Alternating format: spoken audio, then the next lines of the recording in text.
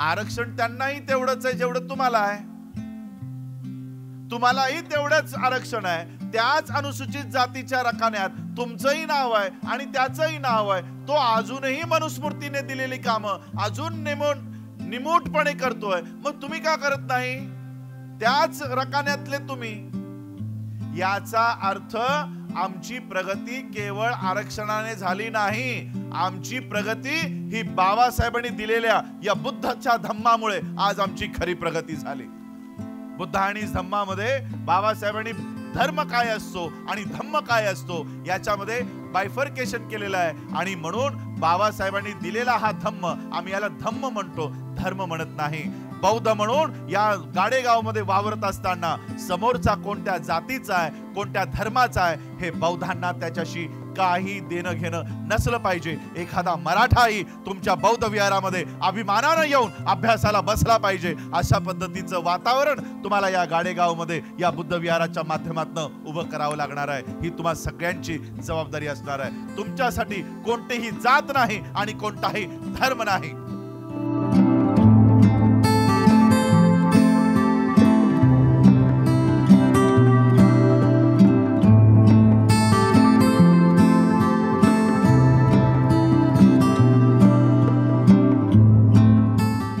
आज माननीय राजाभाऊ टाकसाळे सरांसोबत या गावात येत असताना या गावची आठवण आणि त्यांचं संपूर्ण जीवन ते या प्रवासामध्ये मला सांगत होते.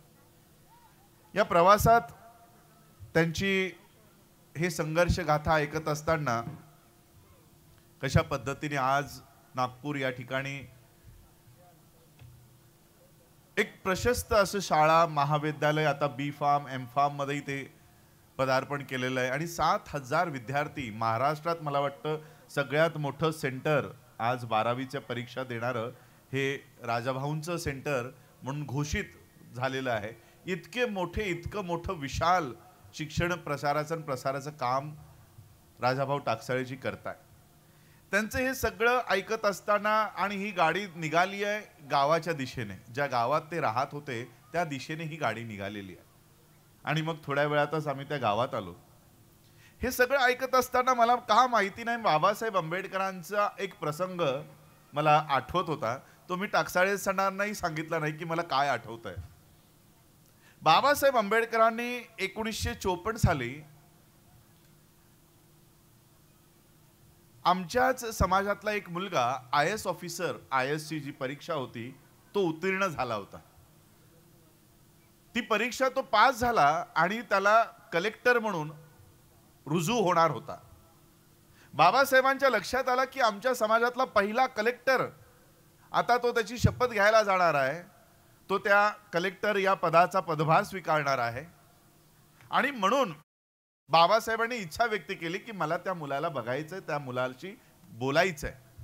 म्हणून बाबासाहेब आंबेडकरांनी कायदे मंत्री असताना, त्या पदावर असताना बाबासाहेबांनी त्या मुलाला पत्र पाठवलं किंवा बोलवणं पाठवलं की माझी येऊन भेट घ्या. आता तो नवीन कलेक्टर झालेला, त्याला वाटलं मला कायदे मंत्र्यांनी बोलवलंय म्हणजे नक्कीच काहीतरी अपेक्षा असतील. म्हणून तो मुलगा बाबासाहेब आंबेडकरांना भेटायला बाबासाहेबांच्या दिल्लीच्या बंगल्यावर गेला. बाबासाहेब सकाळी त्यांच्या खुर्चीमध्ये बसून पेपर वाचत बसलेलो होते. बाबासाहेबांनी बघितलं की तो मुलगा आला. बाबासाहेबांनी थोडा वेळ तो पेपर बाजूला केला आणि त्या मुलाला विचारलं. बाबासाहेबांनी विचारलं की तुम अभी कलेक्टर बने हो? तो म्हणाला हाँ मैं अभी कलेक्टर हुआ. तो अभी तुम्हें लाल बत्ती की गाड़ी भी मिलेगी? तो हाँ लाल बत्ती की गाड़ी भी मिलेगी. तो एक काम किया करो, हफ्ते में एक बार, महीने में एक बार, कभी कभी उस गाड़ी में बैठकर जिस गांव में तुम रहा करते थे उस गांव का एक चक्कर लगा के आया करो. बस एवढंच बाबासाहेब बोलले आणि मग पुन्हा बाबासाहेब त्यांचा पेपर वाचायला मग्न झाले. आता त्या कलेक्टर मुलाला वाटलं की बाबासाहेबांनी मला बोलावलंय, एका मंत्र्याने बोलावलंय, नक्की माझ्याकडनं काहीतरी हवं असेल. म्हणून तो तसाच उभा राहिला.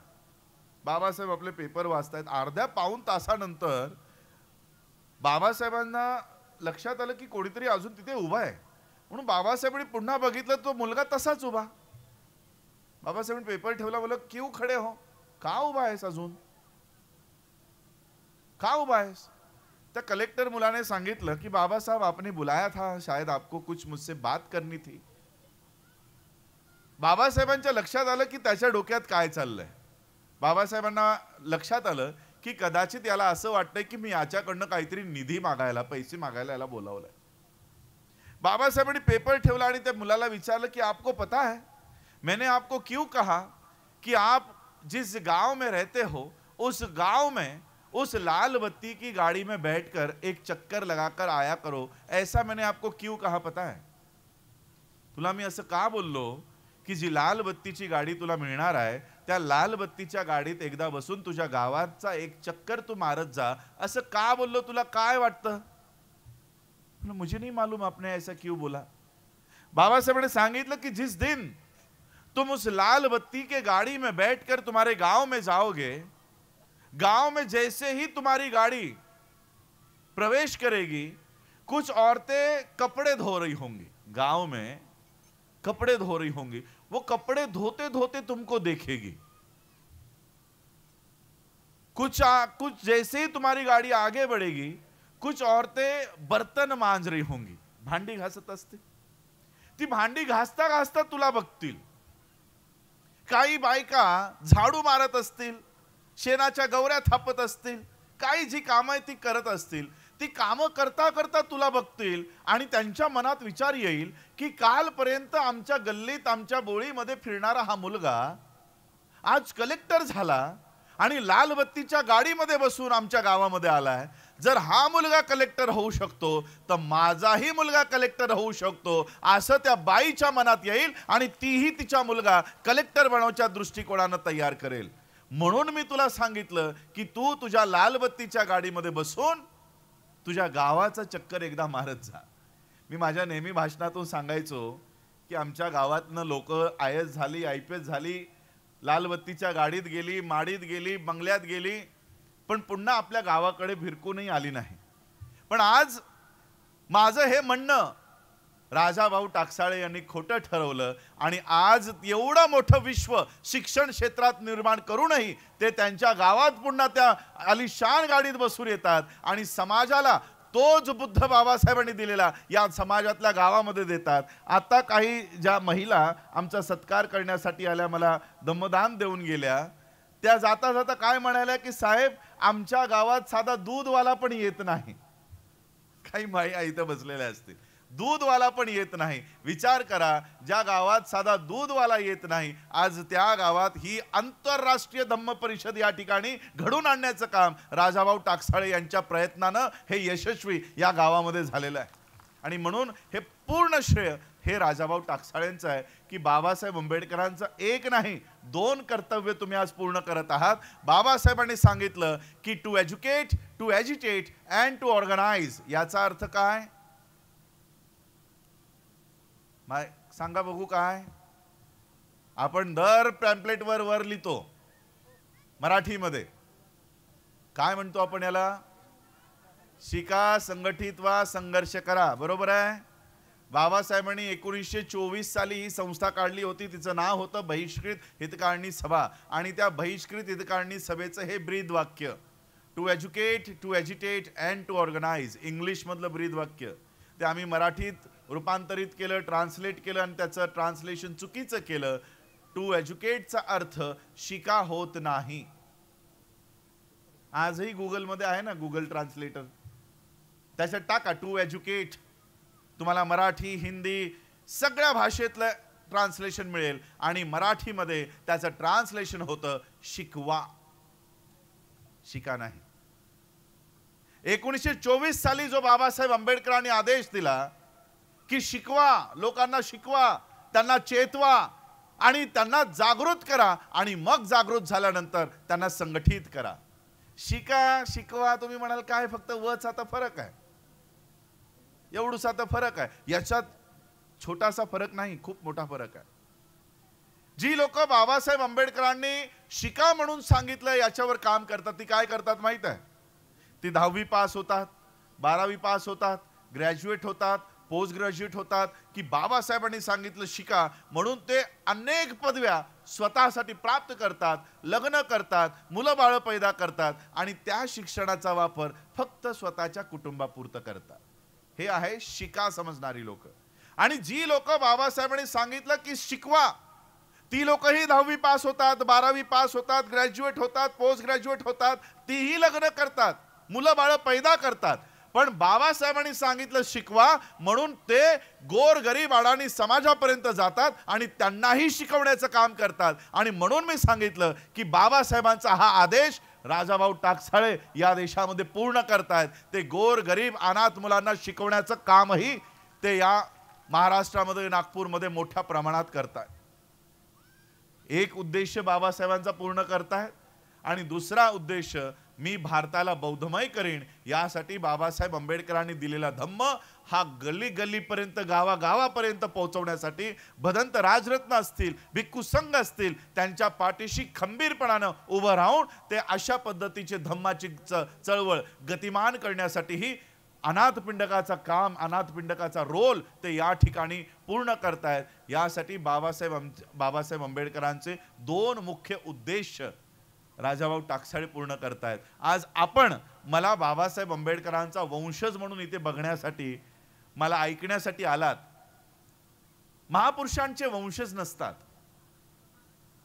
महापुरुषांना नातेवाईक नसतात. बाबासाहेबांची वंशावळ आपल्या सगळ्यांकडे असेल, सगळ्यांकडे बाबासाहेबांची वंशावळ आहे, गुगलवर बाबासाहेबांची वंशावळ आहे. पण या देशाची खरी वंशावळ काय आहे माहिती आहे? देशाची खरी वंशावळ तथागत बुद्ध, तथागत बुद्धापासून ही वंशावळ सुरू होते. या तथागत बुद्धाच्या वंशापासून सुरू झालेली ही वंशावळ कुठपर्यंत येते माहित आहे? बुद्धानंतर या देशातनं बौद्ध धम्माचा प्रचार आणि प्रसार करण्याचं कार्य या देशामध्ये सम्राट अशोकाने पुढे नेलं. बुद्धाचा दुसरा वंश हा सम्राट अशोक ठरतो. सम्राट अशोकाच्या क्रांतीला, बुद्धाच्या क्रांतीला, सम्राट अशोकाच्या क्रांतीला नष्ट करण्यासाठी या देशामध्ये प्रतिक्रांती होते. बौद्ध धम्माचं नाव लौकिकही, नामशेषही या देशामध्ये उरत नाही. अशा अवस्थेत जिथे बुद्धाचं नावही घेणं या देशामध्ये प्रतिबंधित केलं जातं, नाव घेतल्यावर कत्तली केल्या जातात, अशा अवस्थेतही गुरु रविदास आज ज्यांची जयंती आहे ते बुद्धाची वाणी ही संपूर्ण देशात पसरवतात. त्यांचं नाव न घेता कि ऐसा चाहू राज में जहां मिले सबन को अन्न, छोटा बड़ा सम बैठे रहे गुरु रविदास प्रसन्न. समतेचा, स्वातंत्र्याचा पुरस्कार, बंधुत्वाचा पुरस्कार गुरु रविदास करतात. आणि गुरु रविदासानंतर संत तुकाराम या देशामध्ये तीच वाणी, बुद्धाची वाणी या महाराष्ट्रामध्ये पसरवतात. आणि संत तुकारामानंतर महात्मा फुले असतील, बाबासाहेब आंबेडकर असतील, हे एकमेकांचे वंशज आहेत. ही भारताची खरी वंशावळ आहे, ही भारताची वंशावळ आहे. आम्ही फक्त परिवारातले सदस्य आहोत. आणि मी नेहमी सांगत असतो, मी नेहमी एक गोष्ट लोकांना सांगत असतो की आम्ही बाबासाहेब आंबेडकरांच्या परिवारातले तर नक्कीच आहोत, पण या देशामध्ये प्रत्येक व्यक्ती जी बाबासाहेबांच्या विचारांवर चालते ती बाबासाहेबांची वंशज आहे, ती बाबासाहेबांची वंशज आहे. बाबासाहेबांच्या परिवारात जन्म घेऊनही जर ती व्यक्ती बाबासाहेबांच्या परिवार व विचारावर चालत नसेल तर माझ्या दृष्टिकोनातनं तो परिवाराचाही सदस्य नाही. आणि एखादी व्यक्ती जी बाबासाहेबांच्या परिवारातली नाही पण बाबासाहेबांच्या विचारांवर चालते, अशा राजाभाऊ टाकसाळेंसारखे अनेक वंशज या देशामध्ये बाबासाहेब आंबेडकरांचे या देशामध्ये अस्तित्वात आहेत. आणि म्हणून आज राजाभाऊ टाकसाळे यांच्या प्रयत्नानं, बोधिसत्व नवयुवक पंच कमिटी गाडेगाव आणि समस्त नागरिकांच्या या प्रयत्नानं आज बुद्धाचं हे विहार या ठिकाणी लोकार्पण याचं आपण या कार्यक्रमाच्या आधी आपण केलं. बुद्धाचे रूपाची प्रतिष्ठापना या ठिकाणी आपण केली. त्यात बाबासाहेबांचाही फोटो तुम्ही स्थापित केलेला आहे, बाबासाहेबांचाही रूप तिथे तुम्ही स्थापित केलेलं आहे. आता एक खूप मोठी जबाबदारी तुम्हा गाडेगावच्या नागरिकांवर येऊन ठेपलेली आहे. ज्या ठिकाणी बुद्ध विहार तुम्ही निर्माण केलेला आहे त्या ठिकाणच्या जवळपास 5 किलोमीटरच्या रेडियस मध्ये रेडियस कळतो तुम्हाला? जर तुमचं बुद्धविहार इकडे आहे तर आजूबाजूच्या 5 किलोमीटर पर्यंत, 5 किलोमीटर पर्यंत एक IAS, एक IPS, एक डॉक्टर, एक इंजिनियर, एक लॉयर, एक प्रोफेसर घडवण्याची जबाबदारी आता या गाडेगावच्या नागरिकांवर येऊन ठेपलेली आहे. हे बाबासाहेबांचं बुद्धिस्ट मुवमेंट आहे. केवळ त्रिशरण पंचशील करून नाही, त्याच बुद्धविहारातून या धम्माची पताका स्वतःच्या खांद्यावर घेणारे तरुणही, तुम्हाला बाबासाहेबांची बुद्धिस्ट मुवमेंट मजबूत करणारे तरुणही, तुम्हाला गाडेगावच्या नागरिकांना तयार करणं आता ही तुम्हा लोकांची जबाबदारी असणार आहे. आज ज्या पद्धतीने माझ्या आधीच्या वक्त्यांनी सांगितलं, बाबासाहेबांनी दिलेला धम्म, मी बाबासाहेबांनी दिलेला धम्म म्हणतो कारण सम्राट अशोकांनी, बुद्धांनी दिलेली शिकवण जर बाबासाहेबांनी आमच्या हातात येऊन दिली नसती तर कदाचित आमच्यासाठी ती कधीही ओळखीची राहिली नसती. बाबासाहेबांनी हा धम्म पुनर्जीवित केला आणि मग आम्हाला आमचं स्थान कळलं की आज आम्ही कुठे आहोत. आज ज्या पद्धतीच्या आज या ठिकाणाहून तुमचं चंदनाच्या लाकडाची गोष्ट सांगितली गेली, आज आमचं चंदनासारखा हा धम्म इतर लोकांना त्याचा महत्त्व कळतंय, आम्हाला त्याचं महत्त्व कळत नाही. आम्ही लोक आरक्षणासाठी, फॅसिलिटीजसाठी, आरक्षण मिळालंच पाहिजे, ते राहीलच आणि त्यासाठी कायदेशीर लढाई आम्ही करत आहोत. अनिल वैद्य या ठिकाणी पूर्व न्यायाधीश बसलेले आहेत, त्यांच्या मार्गदर्शनाखाली सुप्रीम कोर्टापर्यंत मी ती याचिका दाखल केलेली आहे आणि बौद्ध म्हणून आम्हाला कसं आरक्षण मिळवता येईल त्यावर आमचं संपूर्ण लढा सुरू आहे. एवढंच नाही, भारतातली मला वाटतं माझी पहिली याचिका असेल ज्याच्यामध्ये नरेंद्र मोदीला किंवा गव्हर्नमेंट ऑफ इंडियाला नोटीस गेलेली आहे आणि त्यांची लोक हे कटघऱ्यामध्ये आम्हाला उत्तर देण्यासाठी उभी असतात की राजरत्न आंबेडकरने हा प्रश्न विचारलेला आहे, तुमचं उत्तर द्या. अशा पद्धतीने कायद्याचा वापर करत, संविधानाचा वापर करत यांचं नाक दाबायचंही काम आम्ही सुरू केलेलं आहे सर्वोच्च न्यायालयामध्ये. पण जोपर्यंत तुम्ही लोक तयार होणार नाही, बौद्ध म्हणून बाबासाहेब आंबेडकरांनी आमच्यावर अनेक जबाबदाऱ्या सोडलेल्या आहेत.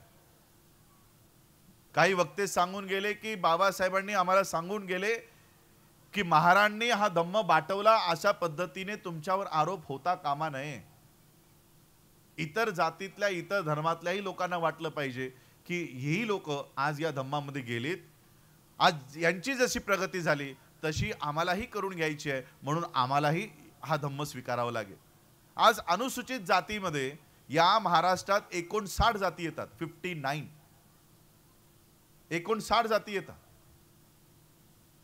आणि केवळ जातीच नाही, या जातीला एक विशिष्ट कामही देऊन ठेवलेलं आहे या मनुस्मृतीने. तुम्हाला माहिती आहे महार जातीचं काम काय आहे? मनूच्या कायद्यानुसार महार जातीचं काम काय माहित आहे का? गावामध्ये कुठेही गुरंढोरं जर मेली तर ती गावाबाहेर ओढत ओढत न्यायची, त्याची विल्हेवाट लावायची, त्याची नख, त्याची चामडे, त्याचं केस विकायची आणि त्यातनं जो काही पैसा येईल त्याच्यावर त्याने गुजारा करायचा. ही महाराजांना नेमून दिलेली मनुस्मृतीनी कामं. मातंगाची कामं की गावामध्ये कुठेही मृत्यू झाला, कुणीही प्रसव झालं, कुणीही गर्भवती झाली तर अख्ख्या गावात दवंडी पिटवायचं काम मातंगाचं. नाव्याचं काम काय? नाव्याचं काम काय? केस कापण. चामाराचं काम काय? चप्पल शिवणं. बाबासाहेब आंबेडकरांनी बौद्ध धम्म 1956 स्वीकारला आणि आम्हाला सांगितलं की आता आम्ही आमचा पूर्वीचा जन्म सोडलेला आहे, आमचा पूर्वीचा धर्म त्याग केलेला आहे, अशा नीच धर्माचा आता मी पालन करणार नाही, अशा पद्धतीच्या 22 प्रतिज्ञा बाबासाहेबांनी दिल्या. त्यानंतर कोणीही गुरंढोरं ओढायचं काम करतंय का? ठीक आहे, तुम्ही नाही करत. चपला बुट शिवायचं काम एक विशिष्ट जात करते आहे का? करते की नाही करत? करते. केस कापायचं एक काम जे मनुस्मृतीने एका विशिष्ट जातीला दिलेलं आहे ती अजूनही करते का? तीही करते. हलगी वाजवायचं काम एका विशिष्ट जातीचं आहे, ती जात अजूनही काम करते का? तेही करतायत. मग तुम्ही का करत नाही? आरक्षण त्यांनाही तेवढंच आहे जेवढं तुम्हाला आहे. तुम्हालाही तेवढंच आरक्षण आहे. त्याच अनुसूचित जातीच्या रकान्यात तुमचंही नाव आहे आणि त्याचंही नाव आहे. तो अजूनही मनुस्मृतीने दिलेली कामं अजून निमूटपणे करतोय. मग तुम्ही का करत नाही? त्याच रकान्यातले तुम्ही. याचा अर्थ आमची प्रगती केवळ आरक्षणाने झाली नाही. आमची प्रगती ही बाबासाहेबांनी दिलेल्या या बुद्धाच्या धम्मामुळे आज आमची खरी प्रगती झाली. या प्रगतीने बुद्ध धम्म दिल्यामुळे आमची झोपड्याचं महाल झालं नाही. आमच्या घरात 4 भाकऱ्या बनत होत्या त्याच्या लगेच 8 भाकऱ्या झाल्या नाही. पण काय परिवर्तन झालं माहित आहे? परिवर्तन काय झालं माहित आहे? बाबासाहेबांचं धम्मदीक्षेचा सोहळ्याचं संपूर्ण रेकॉर्ड मी वाचत होतो. ज्या ज्या लोकांनी बाबासाहेबांसोबत दीक्षा घेतली ती लोक त्यांच्या घरी पोचायला 8 ते 10 दिवस लागले. पायी आले होते सगळे. दीक्षा झाल्यानंतर ते त्यांच्या घरी 8 10 दिवसांनी पोहोचले चालत चालत. कुणी छत्तीसगडहून आलं होतं, कुणी मध्य प्रदेशहून आलं होतं. अशा लांब लांबच्या ठिकाणाहून, यवतमाळ, तुमचे वर्धेतलेही काही लोक धम्मदीक्षेसाठी गेले होते, चंद्रपूरहून गेले होते. मग ही लोक आठवडाभरानंतर घरी पोहोचल्यानंतर यांनी काय केलं असेल माहित आहे? काय केलं? घरी जाऊन आंघोळ केली, चहा घेतला, आराम केला? नाही. बाबासाहेबांनी आम्हाला आत्ताच बुद्धाचा धम्म दिलाय. बुद्धाचा धम्म देत असताना सोबत 22 प्रतिज्ञा दिल्या आहेत. ही लोक घरात गेलीही नाही, पाणी पिलं नाही, अंघोळ केली नाही. काय केलं माहित आहे? घरात गेल्या गेल्या ओठ्याखाली लपलेली मरियाई पकडली, चुलीच्या मागे लपलेला खंडोबा पकडला, केसानं धरून बाहेर काढलं, पोत्यात भरलं आणि उकिरड्यावर सोडून आले. हे होते बाबासाहेबांचे खरे अनुयायी, जे बाबासाहेबांच्या दीक्षेच्या प्रभावाखाली ते त्यांच्या घरातले 33 कोटी देव आणि देवी देवता उचलून ते उकिरड्यावर सोडून आले. कधीची गोष्ट आहे? 1956. आज ज्यांच्या आजीने उकिरड्यावर सोडलेली देवी देवता त्याचा नातू काय करतोय? ते उकिरड्याहून घरात घेऊन येतोय,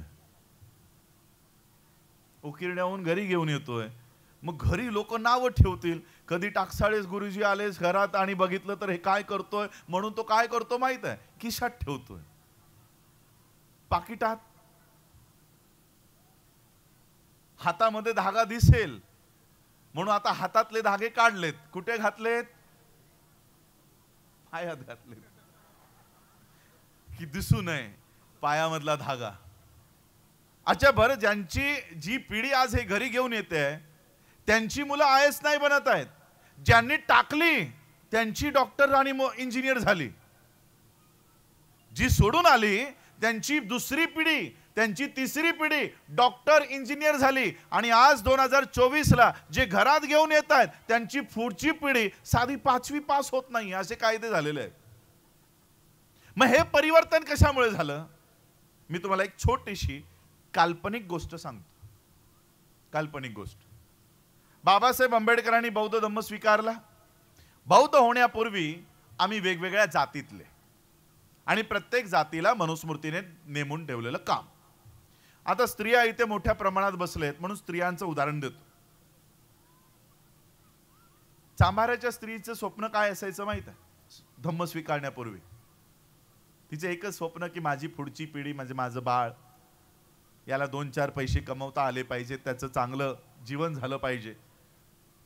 तर चांभाराच्या स्त्रीचं स्वप्न एवढंच असायचं की आज माझं हे बाळ 5 वर्षाचं आहे, 8 वर्षाचं आहे, समोरच्या झाडाखाली तो मोची बसतो, सगळ्यांचे चपला बनवतो, बुटं बनवतो, सगळे पैसे त्याच्याच घरी जातात.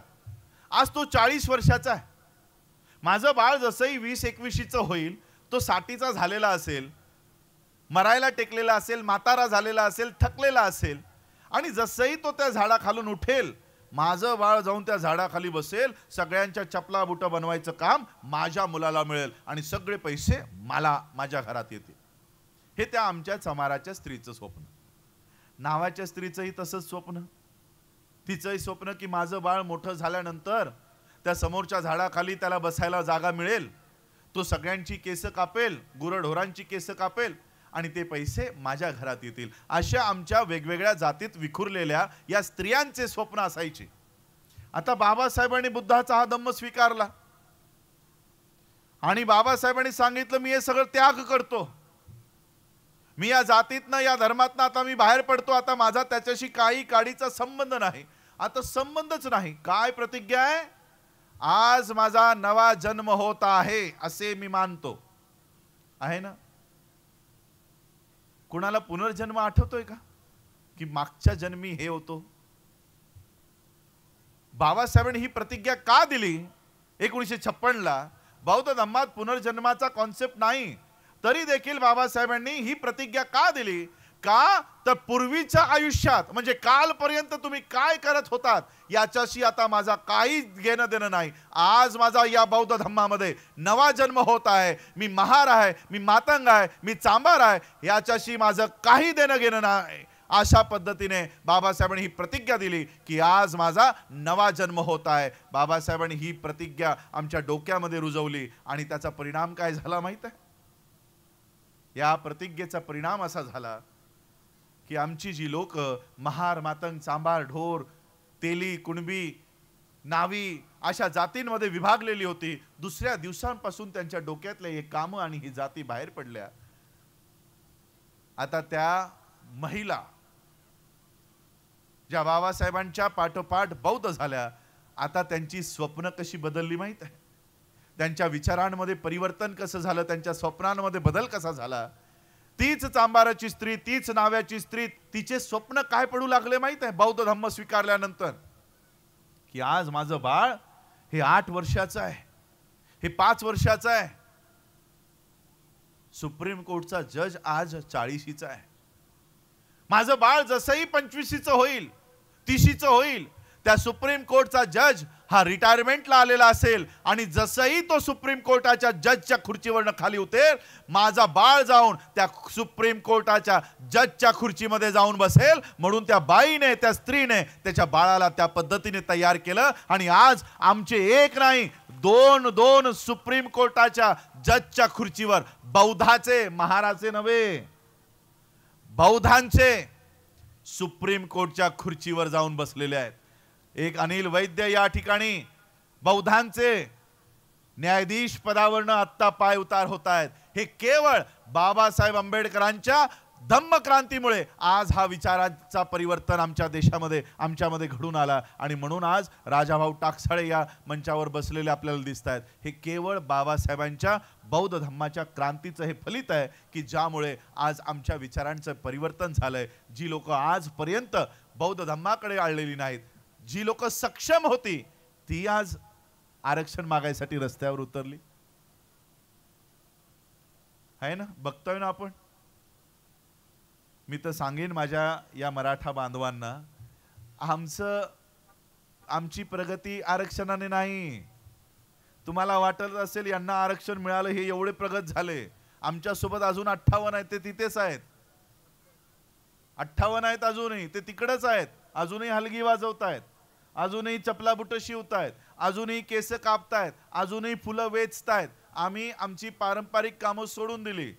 मी माझ्या मराठा बांधवांना सांगेन, आमची खरी प्रगती ही बुद्धाच्या तत्वज्ञान, बुद्धाचा धम्म, बुद्धाचा मार्ग स्वीकारल्यामुळे आज आमची प्रगती झाली. तुम्हाला जर तुमची प्रगती करायची असेल तर केवळ आरक्षणापुरता हा लढा ते तोपर्यंतच मर्यादित ठेवू नका. जो धर्म तुम्हाला गुलाम बनवून ठेवतो तो धर्म तुम्हाला त्याग करावा लागेल. तो शिवाय तुम्हा लोकांना स्वतःची प्रगती साधता येणार नाही. अशा पद्धतीने आज आम्ही या देशामध्ये स्वतःचं नाव लौकिक कमवत आहोत. एवढंच कशाला, जी या देशातली बौद्ध आहेत आणि या देशातली ब्राह्मणी व्यवस्था जी बुद्धाच्या विरोधात आहे, जो बौद्ध धम्म संपवायला तयार करण्यात आलेली आहे, ती लोकही, म्हणजे बाबासाहेब तुम्हाला काय देऊन गेलेत माहिती आहे हातात? नरेंद्र मोदी कोण आहे माहिती आहे तुम्हाला? कोण आहे माहिती आहे नरेंद्र मोदी? त्याची पार्श्वभूमी, बॅकग्राऊंड, RSS चा एक फुल टाइमर वर्कर आहे, पूर्णवेळ प्रचारक. मग RSS काय शिकवते? काय शिकवते माहिती आहे तुम्हा लोकांना?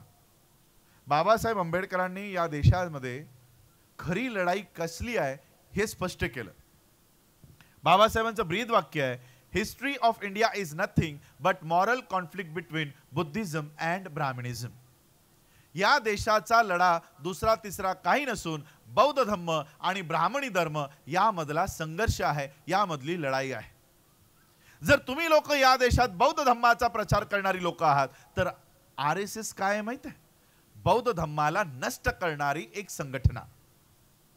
या देशातनं बौद्ध धम्माला, बुद्धाला संपवणारं एक संघटन, त्याचं नाव आहे RSS. आणि त्या RSSचा लहानपणापासूनचा एक फुल टाइमर, पूर्ण वेळ प्रचारक म्हणून प्रशिक्षण घेतलेला या देशाचा प्रधानमंत्री नरेंद्र मोदी. त्याने अख्खं आयुष्य काय शिक्षण घेतलंय? बुद्धाला संपवायचं. त्याने आयुष्यभर काय शिक्षण घेतलंय? या देशातनं बौद्ध धम्म नष्ट करायचं. जो लहान मुलगा सुरुवातीपासून त्याला जर हे विष त्याच्या डोक्यात पेरण्यात आलेलं आहे, तो मुलगा बुद्ध धम्म मोठा झाल्यानंतर या देशात राहू देईल का? नाही. पण त्या धम्मात किती ताकद आहे माहित आहे? बाबासाहेब काय देऊन गेलेत माहिती आहे तुम्हाला हातात? ज्या माणसाला या देशातून बौद्ध धम्म नष्ट करायला तयार केलंय, तोही जगाच्या पटलावर गेल्यानंतर त्याला कबूल करावं लागतं, मैं भारत से आया हूं और भारत बुद्ध का देश है. हे त्याला तिकडं कबूल करावं लागतंय.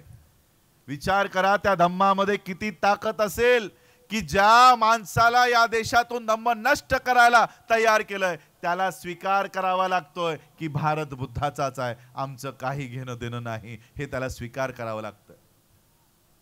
तो धम्म बाबासाहेब तुम्हाला देऊन गेले. पण तुम्ही या धम्माचे आज इथे तुम्ही बुद्ध विहार तयार केलं. असे 84,000 स्तूप या देशात तयार झाली होती. 84,000 कुठं गेली ती? कुठं आहेत ती? जगन्नाथपुरीचं मंदिरात बदल झाला, तिरुपती बालाजी मध्ये रूपांतरित झाले, ते सोलापूर अक्कलकोटला काय आहे ते पंढरपूरला विठ्ठलाचं मंदिरात रूपांतरित झालं. तुमचे 88,000 84,000 स्तूप मंदिरात कशी काय बदलली? का बदलली? कारण त्याचं रक्षण करायला तुम्ही लोक तैनात नव्हतात. त्यांनी त्यांचे काल्पनिक देवी देवता तुमच्या हातात दिले आणि तुमचे 84,000 स्तूपांना त्यांनी गिळंकृत केलं. याही ठिकाणी हे बुद्ध विहार तुम्ही निर्माण केलंय. हे जर तुम्हाला वाढवायचं असेल, टिकवायचं असेल, तर आधी तुम्हाला स्वतःची संस्कृती या गाडेगावमध्ये रुजवावी लागेल. आणि दर दिवशी हे विहार कमीत कमी 8 तास हे खुलं राहिलं पाहिजे आणि त्यातनं प्रशिक्षणाचं काम झालं पाहिजे. हे बुद्ध विहार केवळ त्रिशरण पंचशील पुरतं मर्यादित न राहता आमचे IAS, IPS, बँकिंग, आमचे पोलीस प्रशिक्षणाचे अभ्यासक्रमही त्याच्यातून चालवला गेला पाहिजे. अशा पद्धतीतलं हे विहार क्रांतीचं केंद्र म्हणून या गाडेगावमध्ये निर्माण झालं पाहिजे. ही तुम्हा सगळ्यांची जबाबदारी असली पाहिजे. टाकसाळे सर सांगत होते की येणाऱ्या काळात तिथेच एक अभ्यासिका तयार करून या मुलांना, या गावाच्या लोकांना पुस्तकं देऊन तिथे आमचं हे विहार. आणि लक्षात घ्या, बौद्ध झाल्यानंतर तुम्हाला तुमची कोणतीही जात नाही आणि तुमचा कोणताही धर्म नाही. बाबासाहेबांनी धर्म आणि धम्म याच्यामध्ये भेद केलेला आहे. बुद्ध आणि धम्मामध्ये बाबासाहेबांनी धर्म काय असतो आणि धम्म काय असतो याच्यामध्ये बायफर्केशन केलेलं आहे. आणि म्हणून बाबासाहेबांनी दिलेला हा धम्म, आम्ही याला धम्म म्हणतो, धर्म म्हणत नाही. बौद्ध म्हणून या गाडेगावमध्ये वावरत असताना समोरचा कोणत्या जातीचा आहे, कोणत्या धर्माचा आहे, हे बौद्धांना त्याच्याशी काही देणं घेणं नसलं पाहिजे. एखादा मराठाही तुमच्या बौद्ध विहारामध्ये अभिमानानं येऊन अभ्यासाला बसला पाहिजे. अशा पद्धतीचं वातावरण तुम्हाला या गाडेगावमध्ये या बुद्ध विहाराच्या माध्यमातून उभं करावं लागणार आहे. ही तुम्हा सगळ्यांची जबाबदारी असणार आहे. तुमच्यासाठी कोणतीही जात नाही आणि कोणताही धर्म नाही. या देशामध्ये हिंदू धर्म हा केवळ हिंदूंसाठी आहे. या देशामध्ये इस्लाम धर्म हा केवळ मुसलमानांसाठी आहे. या देशामध्ये ख्रिश्चन धर्म हा केवळ ख्रिश्चनांसाठी आहे. या देशामध्ये शीख धर्म हा केवळ शीख लोकांसाठी आहे. पण या देशामध्ये बौद्ध धर्म हा केवळ बौद्धांसाठी नाही. या देशामध्ये बौद्ध धर्म हा बौद्धांसाठी नसून हा मानवांसाठी आहे, मनुष्यांसाठी आहे. कोणताही माणूस कोणत्याही धर्माचा असू दे, तो बुद्धाच्या या तत्वज्ञानाला स्वीकारून बौद्ध धर्माचा अनुयायी होऊ शकतो. आणि म्हणून प्रत्येक जाती प्रत्येक धर्माला आपलंसं वाटेल अशा पद्धतीचं हे विहार तुम्हाला या गाडेगावमध्ये निर्माण करावं लागेल. या गाडेगावमध्ये मी अजून एक अपेक्षा करेन की जी बँक आम्ही तयार केलेली आहे, बौद्धांची स्वतंत्र बँक या देशामध्ये आम्ही तयार केलेली आहे, तिची मान्यता, तिचं रजिस्ट्रेशन, तिचं लायसन्स ही आम्ही प्राप्त केलेलं आहे. 1.5 कोटी रुपये भरून आम्ही त्याचं मान्यता प्राप्त केलेली आहे. आत्ताच गाडीमध्ये येत असताना त्याचं हेडक्वार्टरचं फर्निचर आणि सगळं निर्माण करायचं काम चाललं होतं. आणि सरांसोबत आमचं बोलणं चाललं होतं की एक जवळपास 5 लाखाचा खर्च आम्हाला केवळ त्या ऑफिसचं नूतनीकरण, फर्निचर, AC, कॅबिन्स, कॉम्प्युटर्स या सगळ्याचा खर्च तो आम्हाला येतोय. अशा पद्धतीने ही बँक आम्ही तयार केलेली आहे. ही बँक महाराष्ट्राच्या प्रत्येक जिल्ह्यामध्ये आम्ही घेऊन जायचं काम करत आहोत. याही वर्धेमध्ये येत असताना आम्हाला 4000 लोकांची मान्यता, 4000 लोक आमचे शेअर्स घेणारे भागधारक म्हणून या वर्धेच्या रजिस्ट्रारला, प्रबंधकाला ती यादी देऊन महाराष्ट्र आणि दिल्लीला ती यादी सुपूर्द करायची आहे. मग मी जाऊन वर्धेमध्ये ही बाबासाहेब आंबेडकरांची बँक या वर्धेमध्ये खुली करू शकतो, असा हा तो नियम आहे. आणि म्हणून मी वर्धेतल्या गाडेगावच्या या नागरिकांना मी विनंती करीन की प्रत्येकाने हा शेअर, एकाला एकच शेअर, तोही 2500 रुपयाचा एक शेअर आहे. 2 शेअर एका व्यक्तीला घेता येत नाहीत. म्हणून प्रत्येक व्यक्तीला 2500 रुपयाचा शेअर घेण्यासाठी मी विनंती करीन. हे आमचे नीरज भाऊ इथे या ठिकाणी आहेत, बुद्धिस्ट सोसायटीचे पदाधिकारी पण आहेत आणि या बँकेचं कामकाजही बघतायत. तर यांच्याकडनं आपण ते शेअर्स घेऊ शकता. टाकसाळे सरांकडनंही आपण ते शेअर्स त्यांच्याकडनं ते कॉन्टॅक्ट्स आपण घेऊ शकता. तर मी प्रत्येकाला विनंती करेन की आपण प्रत्येकाने तो एक शेअर घ्यावा. 100 रुपये रजिस्ट्रेशन फी जी सरकारला द्यावी लागते, 10 रुपये फॉर्मची फी तीही सरकार घेते, असे 2610 रुपये एका व्यक्तीच्या मागे खर्च आहे. या खर्चाचा मोबदला असा मिळेल की आम्हाला स्वतंत्र या ठिकाणी बँक मिळेल. आणि जो पैसा आज आम्ही SBIला ठेवतोय, बँक ऑफ महाराष्ट्रात ठेवतोय, कॅनरा बँकेत ठेवतोय, वेगवेगळ्या बँकेत ठेवतोय, आणि आमचे ठेवलेले हे पैसे या देशातली ब्राह्मणी व्यवस्था उचलून अडाणी आणि अंबानीला त्याची व्यवस्था मजबूत करायला देते आहे. हे थांबेल आणि आम्ही आमचा पैसा आमच्या समाजाच्या उन्नतीसाठी, आमचे स्कॉलरशिप्स, आमचे एज्युकेशन लोन, आमचे बिझनेस लोन, एंटरप्रिनरशिप लोन असे देऊन आम्ही स्वतःच्या समाजाची उन्नती आमच्याच पैशातून करू, अशा पद्धतीची बँकिंग सेक्टर उभी केलेली आहे. 3 वर्षात आम्ही आज कोऑपरेटिव्ह बँकेमध्ये रूपांतरित करत आहोत. आणि 3 वर्षानंतर ज्या पद्धतीने या देशामध्ये स्टेट बँक ऑफ इंडिया आहे, ज्या पद्धतीने या देशामध्ये युनियन बँक ऑफ इंडिया आहे, तिच्याच बाजूला doctor Bhimrao Ramji Ambedkar cooperative bank उभी राहील. नॅशनलाइज बँकेमध्ये तिचं रूपांतर होईल. अशा पद्धतीने मी काम करतोय. आपण सगळे मला त्याच्यामध्ये सहकार्य करा. प्रत्येकाचा एक शेअर तो सगळ्यांनी प्राप्त करा. या वर्धेमध्ये येण्यासाठी आम्हाला ती बँक 24 तास कार्यरत राहील, अशा पद्धतीची ती बँकिंग व्यवस्था उभी करा. बंतेजींनी अपेक्षा व्यक्त केली की आम्हाला नालंदा उभी करायची आहे, आम्हाला तक्षशिला उभी करायची आहे, जी सम्राट अशोकाच्या काळामध्ये या देशातले, जगातले विद्यार्थी या भारतात येऊन शिक्षण प्राप्त करायचे. आज त्याच देशाची अवस्था अशी आली आहे की त्या देशाची एकही विश्वविद्यालय जगातल्या एकही 100 विश्वविद्यालयामध्ये त्याचं नाव नाही. टॉप 100 युनिव्हर्सिटीमध्ये भारतातली एकही युनिव्हर्सिटी आज जगामध्ये नाही. ती तक्षशिला, ती नालंदा याच बँकेच्या माध्यमातून 700 कोटीचा बजेट आज ती युनिव्हर्सिटी बनवायचं कामाचा बजेट आहे. ती संपूर्ण युनिव्हर्सिटी याच बँकेच्या माध्यमातून RBI कडनं 700 कोटीचा आमचा जो हप्ता पडून आहे, बौद्धांचा हप्ता पडून आहे, तो बौद्धांचा हप्ता या बँकेच्या माध्यमातून बौद्धांची विश्वविद्यालय उभं करण्यासाठी आम्ही तो घेऊ आणि बौद्धांची एक स्वतंत्र शैक्षणिक व्यवस्था या देशामध्ये उभी करू. यानंतर आमचा कोणताही मुलगा गुरु ब्रह्मा गुरु विष्णू गुरु देवो महेश्वरा बोलून शाळेला जाणार नाही. आमचा कोणताही मुलगा हे ब्राह्मणी व्यवस्थेचं शिक्षण घेणार नाही. उलट आम्ही या देशामध्ये अशी शैक्षणिक व्यवस्था निर्माण करू की ब्राह्मणाचाही मुलगा बुद्धम शरणम गच्छामी केल्याशिवाय शाळेला सुरुवात करणार नाही. अशी शैक्षणिक व्यवस्था या आर्थिक व्यवस्थेच्या माध्यमातून उभं करायचं आमचं नियोजन आहे. त्यामध्ये आपण सगळ्यांनी सहकार्य करा. या गाडेगावच्या प्रत्येक परिवारानं, प्रत्येक व्यक्तीनं तो शेअर प्राप्त करा. नीरज भाऊ ताकसांडे या ठिकाणी आहेत, भदंत राजरत्न आहेत, आमचे विशाल मानकर अध्यक्ष आहेत, परंतु आज विशाल मानकरांना काही काम असल्यामुळे ते येऊ शकले नाही. अनिल कुमार जवादेही त्यांचंही काही काम निघाल्यामुळे येऊ शकले नाही.